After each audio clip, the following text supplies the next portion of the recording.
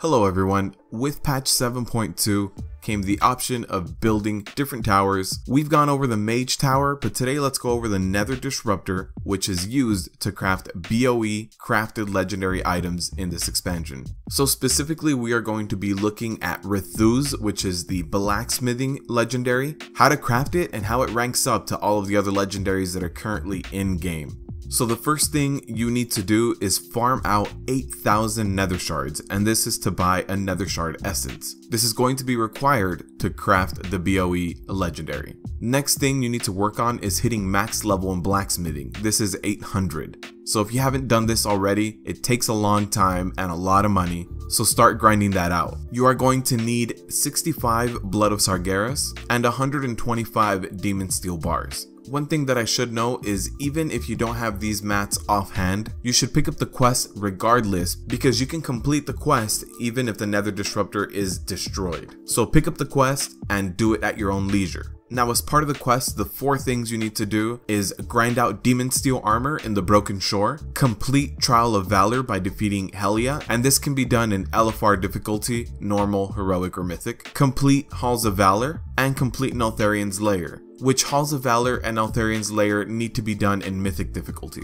For the Demon Steel armor, you do need to farm out humanoids in the Broken Shore, and one of the best places to do this is actually in the Fell Murloc location you see me farming right here. This location is a small area with a lot of humanoids in it. They respawn very fast, so just go there, farm that out for about 15-20 minutes, and you'll get all the Demon Steel armor you need. Now, once you have all of the items from Trial of Valor, Halls of Valor, and Neltharion's Lair, you want to go ahead and take all those items to a blacksmith. You can just go ahead and go to Dalaran, use all of those items right next to an anvil, and once you turn that quest in, you need to go use the next quest item in the Enclave in the anvil that's over there. You see me doing that right here. Alright, so now that we covered all the materials you needed beforehand, all of the prerequisites, dungeons, and raids you need to do in order to get all of the items, let's talk about Rethu's itself and how good it is. So since Rethu's is a plate waste, it's limited to Death Knights, Paladins, and Warriors. The bad news is that Rethu's is a very bad item compared to all of the other legendaries. Now, if you're on a brand new toon, you have some money to spend, Rethu's is going to be amazing at bumping up your item level and getting you a legendary.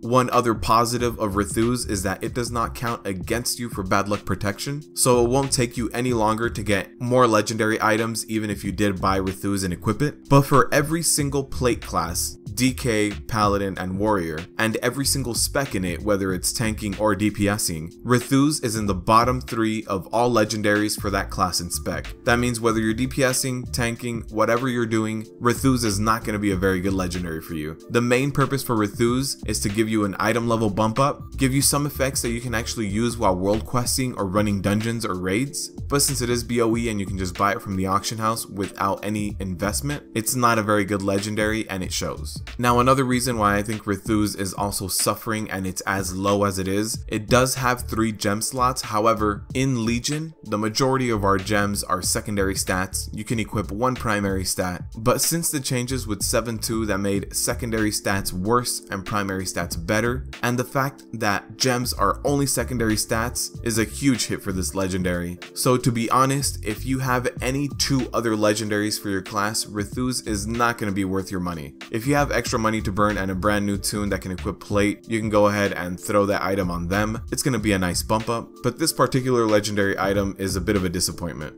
And that's really all there is to talk about when it comes to Rethu's. If you like my content and would like to support the channel directly, you can go ahead and visit my Patreon down below. There are plenty of reward tiers ranging from early access to a curator of the channel, but I want to thank everyone for being as active as you are in the comment section down below, starting a conversation, keeping it going, sharing my videos, liking and subscribing. And as always, good luck out there.